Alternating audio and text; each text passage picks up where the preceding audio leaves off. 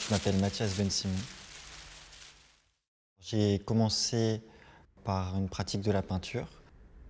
Par cette exploration, ça m'a ouvert aussi à d'autres arts qui sont plus immersifs, comme la performance.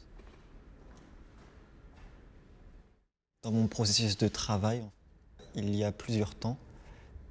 La pratique d'atelier qui est un peu comme un laboratoire en fait, où je vais faire toutes ces recherches picturales et de matière.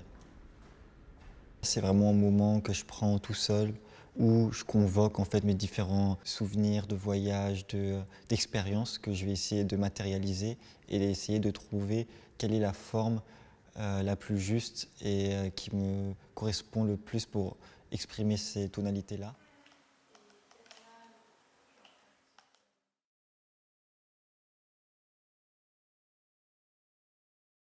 Ma source d'inspiration vient de mes voyages. Ce que je recherchais, c'était vraiment le caractère animé de l'art.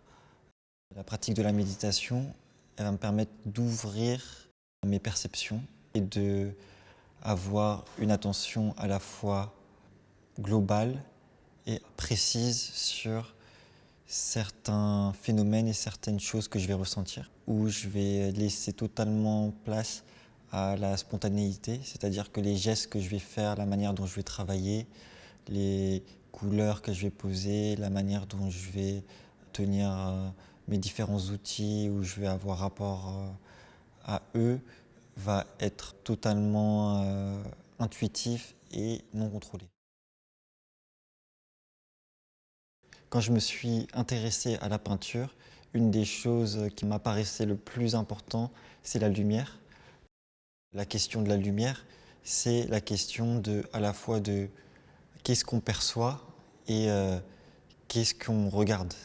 Pour moi, la lumière, c'est autant un révélateur, c'est-à-dire la lumière, on la voit toujours par rapport à l'ombre. Dans la peinture, la question du clair-obscur, c'est une des questions les plus importantes car on montre toujours par la lumière quelque chose en contraste avec son ombre. Comment cette lumière-là pénètre dans la pièce et va avoir une incidence, une réflexion sur certains endroits, comment en fait elle allait changer le rapport du spectateur, ce qui m'a mené vers un art qui est plutôt immersif.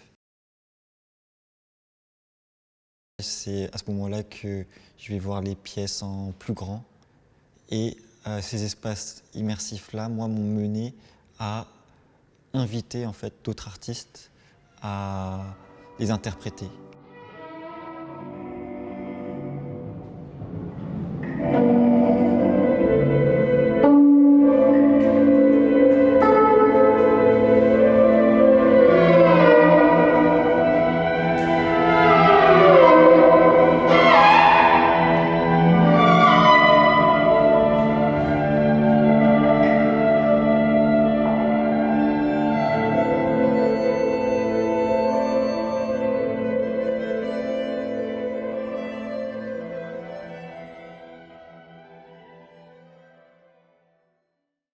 Il y a autant le fait de collaborer, mais aussi de co-créer. Lors d'une performance, je vais inviter des musiciens, des danseurs et aussi des compositeurs.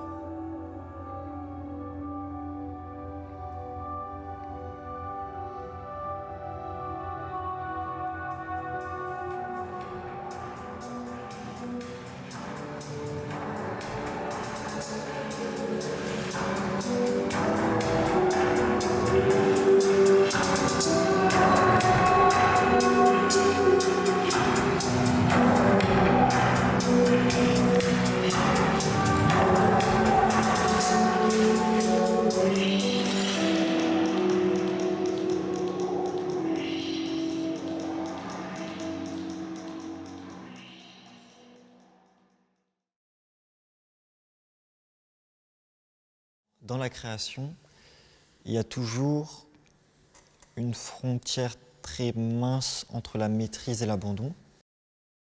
Pour moi, la création est toujours à la lisière du fait de s'abandonner, c'est-à-dire de laisser quelque chose d'autre s'exprimer. Ce contraste en fait entre le fait d'établir un cadre et le fait de laisser quelque chose surgir, c'est à la fois un paradoxe, mais en même temps une nécessité.